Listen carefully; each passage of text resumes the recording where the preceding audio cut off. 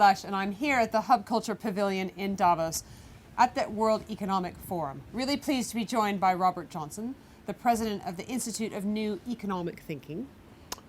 Tell me what you are experiencing here at Davos this year. How is it different from previous Davoses? Well, cultural anthropologists will tell you that the way you understand power is by studying the silences. Where truth is not said is where power exercises its influence.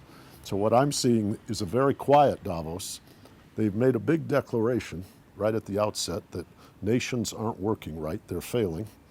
They've made big thrust towards understanding more about inequality, causes, consequences, and remedies.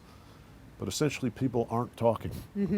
And privately, I go to private meetings, bilateral meetings, dinners, and so forth. Very powerful people are telling us they're scared. A big corporate manager in banking knows how to get out of the clutches of a government. A wealthy man knows how to protect his wealth so it won't be taxed. But they see the whole, what you might call structure, as quietly limping along but very dysfunctional. They see increasing evidence of social instability and violence, and they don't know how to even address improving the structure of governance. What's your recommendation for that? What do you think they should be doing differently? I think the most well-off in the world need to adopt a spirit of stewardship, and they have to be prepared to sacrifice some of their material wealth. I think the best candidate, which Barack Obama, I guess coincidentally talked about in the State of the Union address, is a much more aggressive tax on inheritance. I personally, I'm philosophically of the mind that you harm your children if you give them too much money. So I think you're actually doing a win-win. The children are better off because they have their own life and their own journey. They don't live under the weight of their parents' largesse or accomplishments. But secondly, the public treasuries are then much fuller, and inequality is what you might call corrected within a generation. But how to get that done? I don't have a clue. What chances do you give of getting that done? In what time frame? Well, after the next revolution, very good. But in the current context, negligible.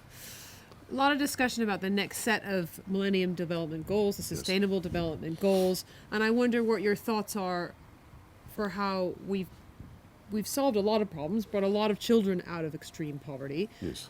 What do you think the next goal should be? I think the prospect of climate deterioration is at the forefront of people's anxiety and the questions of inequality. Inequality not just of material means, but how is law enforcement conducted? Black people in the United States do not think law enforcement is uniformly enforced. It's much harsher on them than on other segments of the population. The question of whether you matter in government or not as a voter, most people think they're going to a restaurant. There's two candidates on the menu. If you had any freedom, not how you say your sense of civic duty, you'd say, I'm not ordering anything. There's nothing I want to eat on this menu. So the pre-selection in politics, the narrowing of the agenda, feels like an elite game, and democracy is a bit of a sham.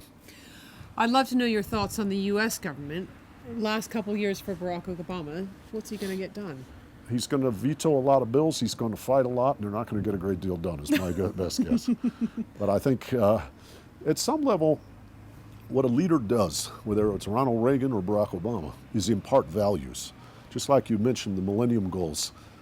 Putting down what your values are, then allow people to measure experience against those values, and the discord between the two, between what you say, the practice and the preach, is what creates the tension for change. So I think Barack Obama wants to invigorate the debate. He's not running for re-election anymore. He doesn't have to raise any more money.